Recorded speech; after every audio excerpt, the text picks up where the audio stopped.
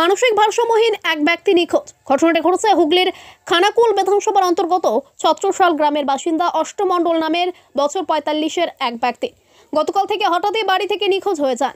এই ঘটনার পর থেকে এলাকায় ব্যাপক চাঞ্চল্য ছড়ায়। স্থানীয় সূত্রে জানা গিয়েছে, বছর ৪৫-এর অষ্টমণ্ডল নামের মানসিক ভারসাম্যহীন ওই ব্যক্তি গতকাল সকাল ১১টা নাগাদ হঠাৎই বাড়ি থেকে বেরিয়ে যান। তারপরও পরিবারের লোকজন আশেপাশে অনেক খোঁজাখুঁজির পরেও দেখতে না পাওয়ায় বাড়ি ফিরে আসেন।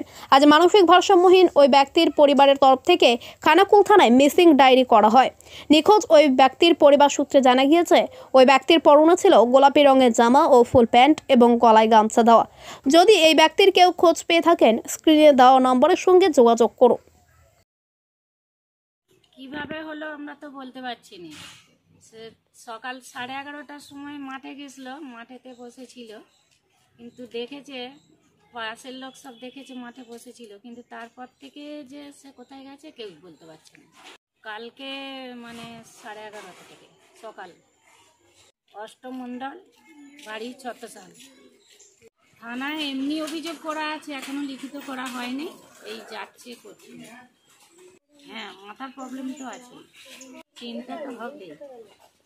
বাড়ির লোক বাড়িতে না এলে চিন্তা তো হবে। হ্যাঁ, আমার নাম জ্যোতিকা মণ্ডল, আমার নিজের দেওর হয়। আর আমি